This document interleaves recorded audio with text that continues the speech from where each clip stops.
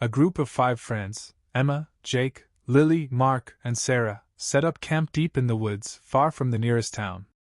They built a fire, shared stories, and laughed under the canopy of stars. The crackling fire and chirping crickets made it feel like the perfect night.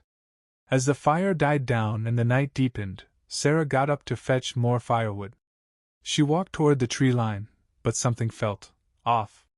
The trees were unnervingly still, the usual rustling of leaves absent. A sudden chill ran down her spine, but she brushed it off, thinking it was just the cool night air. She bent down to pick up a log and heard something faint, a whisper, like someone calling her name. She paused, straining to listen. Sarah! Her heart skipped a beat.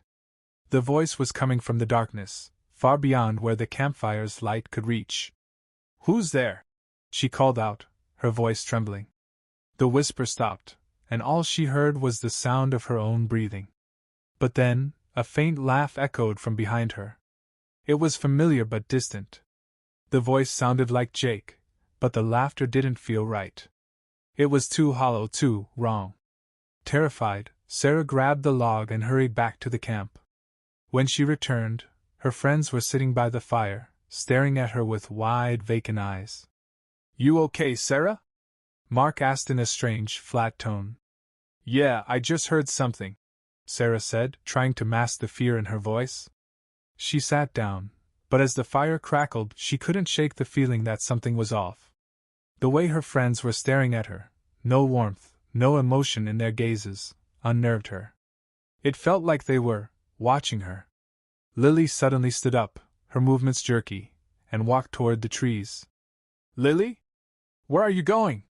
Sarah asked, but there was no response. Lily just walked into the woods, disappearing into the shadows. Emma stood up next, her face pale, and walked in the same direction without a word. Then Jake. Then Mark. All 4 of them, her friends, one by one, leaving her alone by the fire. Panicking, Sarah stood and called out. Guys! What are you doing? Come back! But there was no reply. The woods were silent.